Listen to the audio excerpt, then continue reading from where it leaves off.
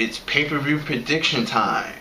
WWE's Payback is this Sunday, and time to give you my predictions on what I think who's going to win and who's going to lose, like I do every Saturday before the pay-per-view, which is tomorrow. The first matchup on the card, well, which is the pre-show, is Sheamus versus Damien Sandow. Now, this feud has been getting a lot of attention. It's been getting more attention than Wade Barrett and The Miz, which I find ironic because that should have been the pre-show instead of this match, because Sheamus and Damien Sandow have been going on back and forth with each other for like the past 6 to 5 weeks, but they're on the pre-show. Well, I'm just gonna say probably they have Sheamus wins. I don't see any reason why they would have Sandow win. I don't see any momentum of change there, and hopefully it'll give Sheamus and Sandow something else to do after this, because this is, I don't even want to guess, this is not even mid-card. This is like low-card type of stuff that they're doing, like the whole who's smarter thing and the whole hiding the ball. It's not even, I can't even consider this mid-card. It's like low-card, and it's very sad to see that WWE has nothing for Sheamus on a mid-card to high main event level, that they just, hey, you know what, feud with Sandow for 5 weeks and let's see where it goes. Went right to the pre-show. Moving on to the next match is Divas Champion Kaitlyn versus AJ Lee. And Kaitlyn has been champ for 6 months now. Yeah, I think, yeah, she's been Divas Champion for 6 months. She's had a long, in Divas thing, that is kind of like a long title run. Not as long as Beth's before she left. I think Beth had the title almost for a year. But I think I want to see what happens when she actually loses the title. So I'm going to go have AJ winning. And I'm curious to see how AJ is going to be as a champion. I'm very curious to see how AJ is going to be as a champion. So I'm gonna have AJ win that match. Next match on the card is Dean Ambrose versus Kane. I think it's too soon for Dean to lose that US title, so I'm gonna go have with Dean winning. Dean Ambrose beating Kane, because it's winning. Okay.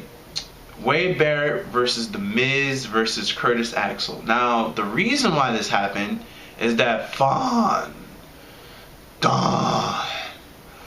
Go had a concussion, and WWE takes concussions very, very, very seriously now.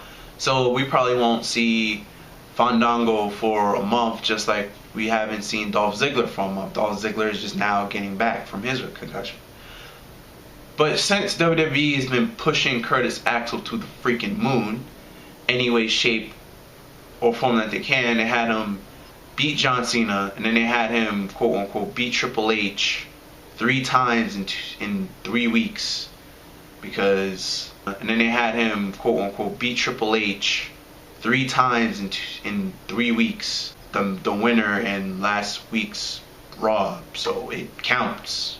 It's BS, but yeah.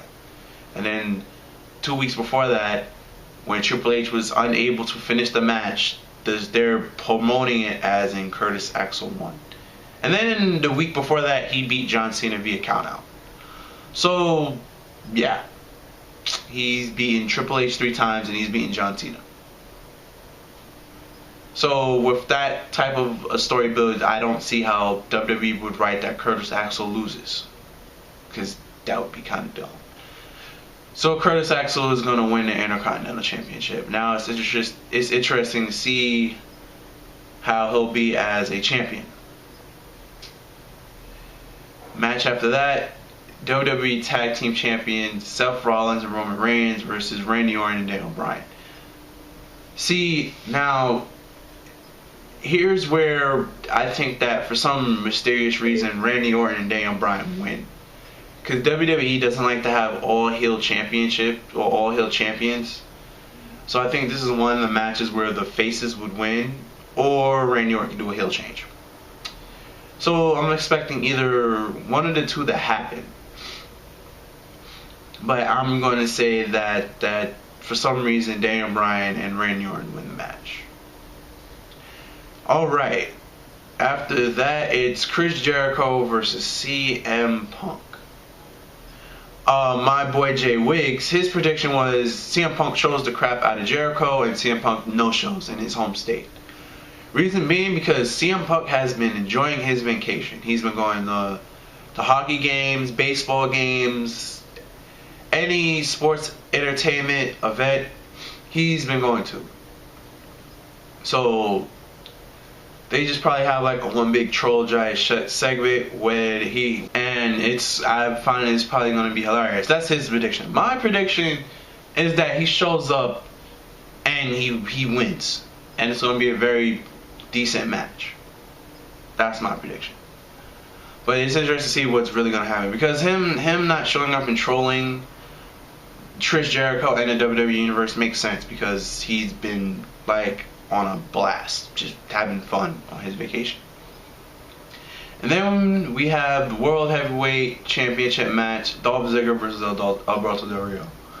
I don't think they're going to make Dolph Ziggler a transitional champion, so I'm going to have that Dolph Ziggler, his first ever title defense, because he wasn't able to compete in Extreme Rules because he suffered a concussion.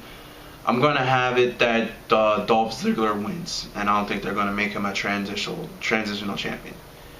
So I'm going to go with Dolph Ziggler wins, and it's his first title defense. It's going to be a good one. It should be a great match, too. And for the match, that's probably going to take an hour. The main event, WWE Championship match, John Cena versus Ryback in 3 Stages of Hell. John Cena wins the Lumberjack match. Ryback wins the table match, because John Cena doesn't win tables matches. I think it's signed somewhere in his contract that, yeah, you can't win table matches. So, and I'm going to say John Cena somehow, someway puts Ryback in the damn ambulance. And that's going to wrap it up for my predictions on Payback.